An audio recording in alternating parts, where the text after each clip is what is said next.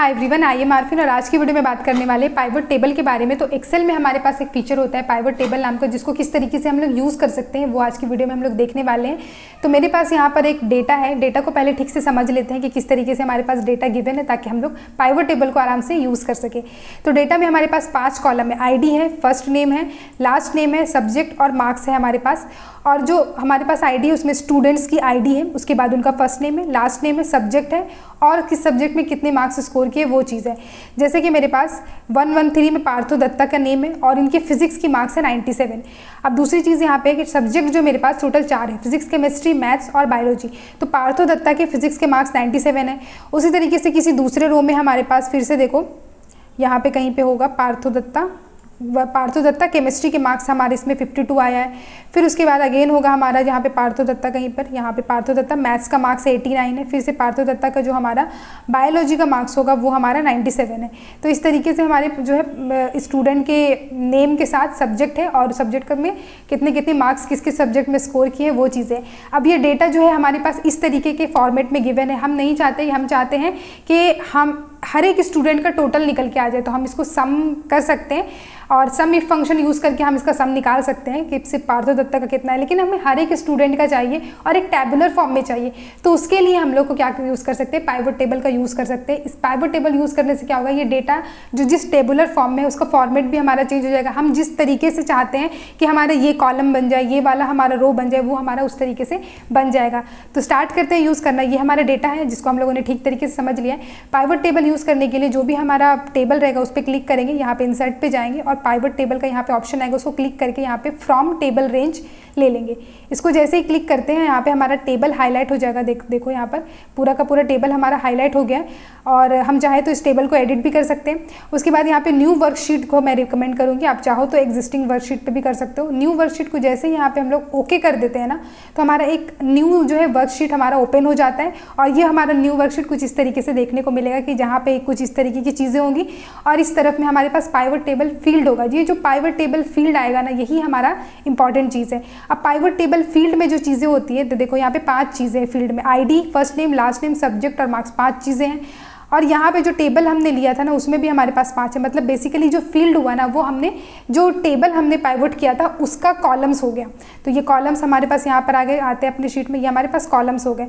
और यहाँ पे ये जो चीज़ है ये एरिया है। तो पाइवट टेबल के 4 एरियाज़ होते हैं। पहला होता है फिल्टर, फिर रोज, कॉलम्स एंड हमारा वैल्यू।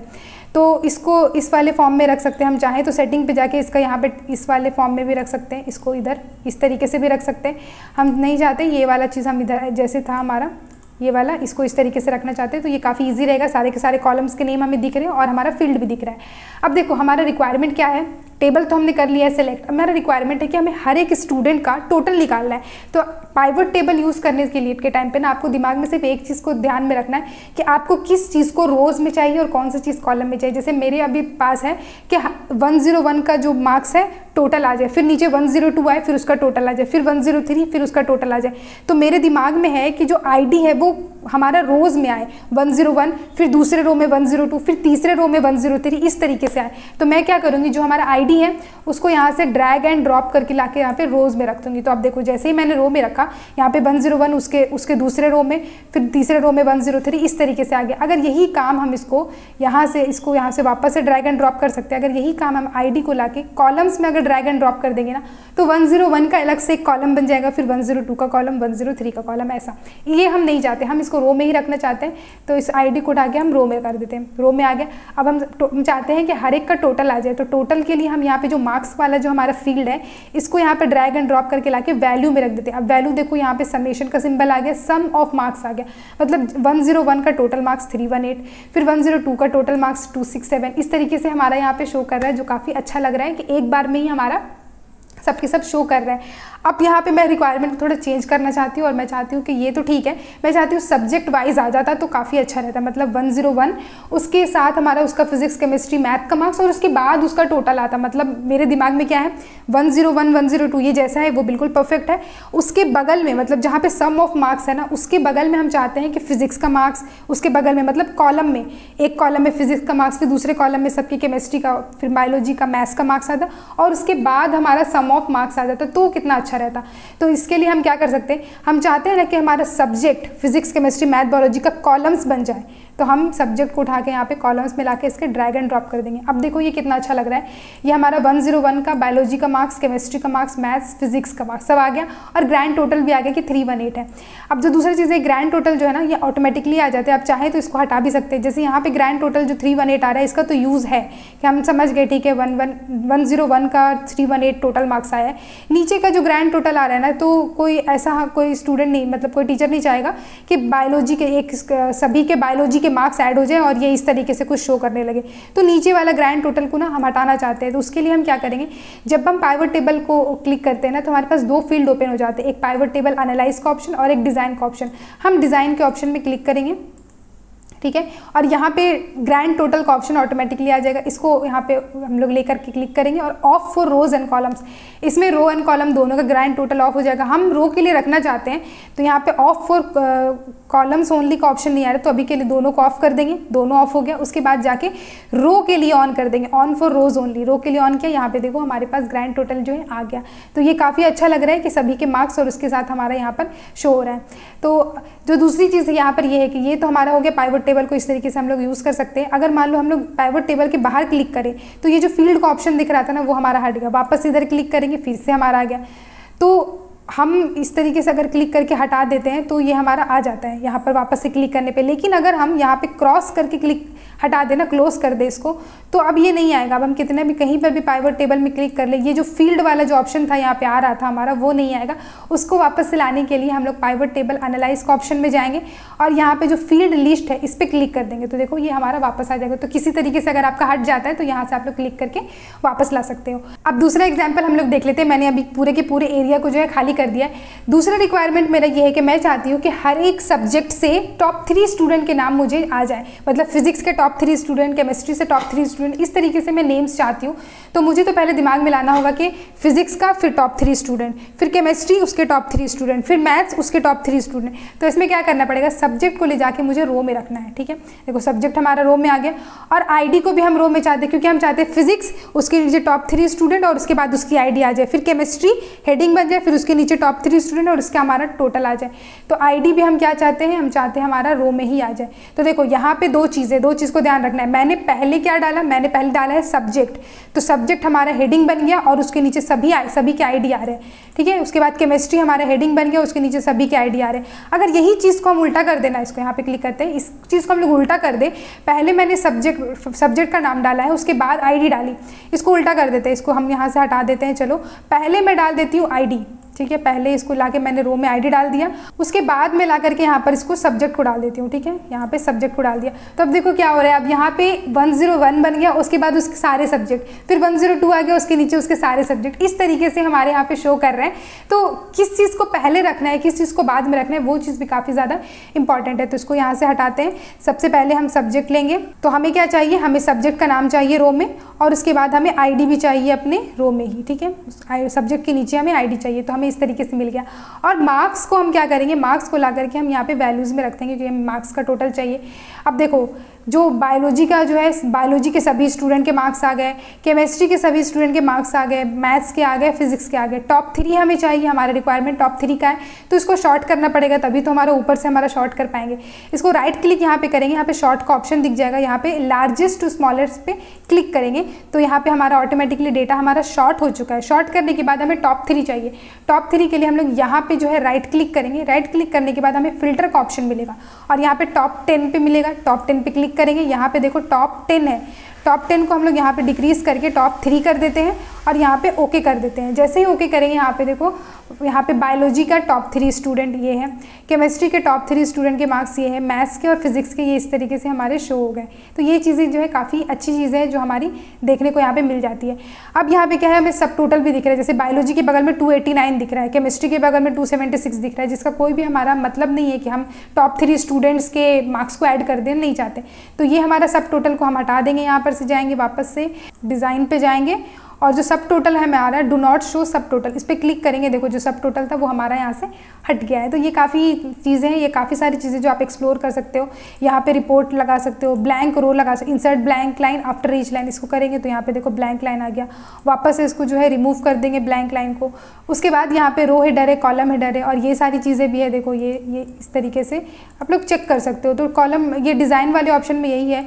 तो नेक्स्ट हम लोग देख लेते हैं फिल्टर जो हमारा एरिया है उसके बारे में। तो फिल्टर यहाँ पे हमें दिख रहा है अभी कि हम लोग इसको हटाते हैं। फिल्टर को हम लोग काफ़ी अच्छे से यूज़ कर सकते हैं। जैसे आईडी को ले जाके हम लोग फिल्टर में ड्रैग एंड ड्रॉप कर देंगे तो यहाँ पे देखो आईडी का जो हमारा फिल्टर बन गया। उसके बाद जो सब्जेक्ट है उसको हम लोग रो में लेके चले जाएंगे, ये हमारा रो बन गया। और उसके बाद जो मार्क्स है उसको हम लोग यहाँ पे ले आते हैं, ठीक है। तो ये हमारा मार्क्स बन गया। अब क्या है कि यहाँ पे हमें शो हो रहा है बायोलॉजी सबका टोटल शो हो रहा है। हम नहीं चाहते, हम चाहते हैं कि सिर्फ 101 का शो हो। तो आईडी वाइज हम फिल्टर कर सकते हैं। आईडी 101 पे ओके करेंगे तो देखो 101 की आईडी जो कि थी उसकी सबकी फिजिक्स की, केमिस्ट्री से चारों सब्जेक्ट की मार्क्स हमारे पास आ गए। उसके बाद हम लोग अगर 104 पे क्लिक करेंगे तो 104 का हमारा यहाँ पे डेटा शो हो जाएगा। 104 का हम चाहें तो मल्टीपल सेलेक्ट भी कर सकते हैं, तो यहाँ पे इसे मल्टीपल सेलेक्ट हो सकता है हमारा, ठीक है।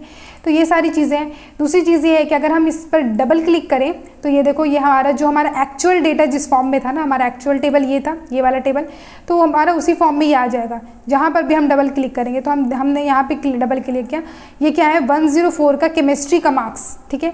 ध्यान से देखो 104 का केमिस्ट्री का मार्क्स पे डबल क्लिक कर रहे हैं तो देखो 104 का जॉन विल्सन का केमिस्ट्री का मार्क्स 51 है। तो ये जैसा एक्चुअल फॉर्म में हमारा डेटा था ना, डबल क्लिक करने से न्यू शीट में वो चीज़ हमारा एज इट इज़ आ जाएगा। अब क्योंकि ये बस एक ही रो के लिए था, हमने सिर्फ एक ही रो के लिए किया है तो ये एक ही रो पर आ रहा है। अगर मान लो कुछ मल्टीपल समेशन करके कुछ होता तो हमारा अलग से रो में आता। दूसरी चीज़ हम लोग यहाँ पे देख रहे हैं सिर्फ सम ही हम लोग कर रहे हैं बार बार। हम लोग क्या चाहते हैं काउंट वगैरह करना, जैसे कि हम चाहते हैं कि जितने स्टूडेंट है क्या उसके चारों के चारों मार्क्स के जो टेबल है उसमें प्रेजेंट है, मतलब हर एक स्टूडेंट के चारों सब्जेक्ट के मार्क्स प्रेजेंट है या फिर किसी ने 2 एग्जाम दिए और किसी में एब्सेंट भी है, वो देखना है। तो अभी के लिए मैं इसको फिर से हटा देती हूँ सबको और यहाँ पर मैं लेकर के आती हूँ सबसे पहले सबकी आईडी, ठीक है, और उसके बाद मार्क्स यहाँ पर लाके इसको ड्रैग एंड ड्रॉप कर दिया। अब मार्क्स देखो सम के फॉर्म में आ रहा है, मैं सम के फॉर्म में नहीं, मैं काउंट के फॉर्म में करना चाहती हूँ कि 101 का कितना मार्क्स के कितने काउंट है, 4 है या फिर सिर्फ 3 है या 2 है। तो इस पर यहाँ पे राइट क्लिक करेंगे, यहाँ पर देखो समराइज वैल्यूज़ बाई है और यहाँ पे ऑप्शन आ रहा है सम काउंट एवरेज। यहाँ पे सम पे अभी टिक किया हुआ है, हम काउंट लगा देंगे। तो देखो सभी स्टूडेंट के जो काउंट है वो 4 है, मतलब सभी के जो डेटा है हमारे पास प्रेजेंट है। तो कोई भी ऐसा स्टूडेंट नहीं जिसका एक भी एग्जाम में वो एब्सेंट हुआ हो। तो इस तरीके से हम लोग काउंट अगर चाहें तो काउंट निकाल सकते हैं, ठीक है। उसके बाद नेक्स्ट हमारा जो है लास्ट आ जाता है वो है हमारा अपना टेबल को हम लोग रिफ्रेश कैसे कर सकते हैं। जैसे कि अभी के लिए इसको मैं वापस से सम पे रख देती हूँ, ठीक है, सम पे, और ये जो हमारा सब्जेक्ट है इसको लाके मैं कॉलम पे रख देती हूँ, ठीक है। तो ये इस तरीके से हमारा शो हो रहा है। अब मैं क्या चाहती हूँ यहाँ पर इस वाले में हम अपने जो ओरिजिनल जो टेबल था उस पर मैं कुछ ऐड करती हूँ। जैसे कि ऐड नहीं करते, अभी रिफ्रेश कर देते हैं। चलो जैसे 113 पार्थो दत्ता के फिजिक्स का मार्क्स 97 है, ठीक है, इसको मैं 67 कर देती हूँ। मैंने 97 से 67 किया, ठीक है। 113 का फिजिक्स के मार्क्स को 67 किया, एंटर कर दिए। उसके बाद हम लोग वापस से अपने टेबल पे आएंगे। देखो 113 का, ठीक है, जो हमारा फिजिक्स का मार्क्स था वो 97 था, ठीक है। हमने अभी 67 किया, लेकिन हम देखो यहाँ पे क्या है हमारा रिफ्रेश नहीं हुआ। जो हमारा 97 था वैसा ही हमने अपने ओरिजिनल टेबल को भले ही अपडेट किया हो, यहाँ पे रिफ्रेश नहीं हुआ। उसके लिए हम लोग यहाँ पे पाइवट टेबल एनालाइज में आएंगे और यहाँ पे जो रिफ्रेश का ऑप्शन दिख रहा है यहाँ पे रिफ्रेश कर देंगे। तो देखो यहाँ पे क्या 67 आ गया, जैसे रिफ्रेश किया हमारा 67 आ गया। तो ये तो हुआ अगर हम लोग जिस टेबल रेंज में अगर कुछ अपडेट वगैरह करें तो वहाँ से हम लोग रिफ्रेश कर सकते हैं। अब मान लो हमें पता है कि जब हम लोगों ने टेबल बनाया था तो इंसर्ट पे जाके हमने एक टेबल को रेंज सिलेक्ट की थी कि इस वाले टेबल इतने से जो टेबल है इस पे हमें पाइवट टेबल लगाना है। तो ये हमने रेंज सिलेक्ट की थी। तो अगर क्या होगा अगर हम वापस से यहाँ पे 116 के बाद मैं जैसे अपना नाम ही ऐड कर देती हूँ, आरफीन परवीन, ठीक है, और मैं यहाँ पे कुछ डाल देती हूँ मैथ्स, ठीक है, मैथ्स के मार्क्स डाल देती हूँ मैं, ठीक है। अब देखो यहाँ पे क्या है कि मैंने एक एक्स्ट्रा रो डाल दिया। अब एक्स्ट्रा रो के डेटा से क्या हो रहा है ना कि हमने जो टेबल सेलेक्ट किया था वो तो बस हमारा यहीं तक का था। तो ये क्या ये वाला चीज़ हमारा काम करेगा? ऑब्वियसली हम जानते हैं कि ये हमारा चीज़ काम नहीं करेगा। तो उसको काम करवाने के लिए हम क्या करेंगे, वापस से आएंगे अपना पिवट टेबल एनालाइज में, यहाँ पर क्लिक करेंगे और चेंज डेटा सोर्स पे क्लिक करेंगे। यहाँ पे चेंज डेटा सोर्स। जैसे ही डेटा सोर्स हमारा चेंज होगा, ये वाला ऑप्शन जो हमारा फिर से ओपन हो गया और यहाँ पे आके अब नीचे देखो, यहाँ पे क्या है हमारा 61 से लेकर के यहाँ तक का हमारा जो है, इसको नीचे करते हैं थोड़ा, यहाँ पर देखो यहाँ तक का हाईलाइट हो रहा है। हम नीचे तक का चाहते हैं तो हम E62 जाते हैं, ठीक है, E62, यहाँ पे 61 है, इसको हटा के 62 कर दिए। तो अब देखो इसको अब ओके करेंगे तो यहाँ पे देखो, यहाँ पे 116 का जो है 89, क्योंकि बाकी सब में तो मैंने ऐड किया ही नहीं, बाकी सब मार्क्स सिर्फ मैथ्स के मार्क्स ही ऐड किए मैंने।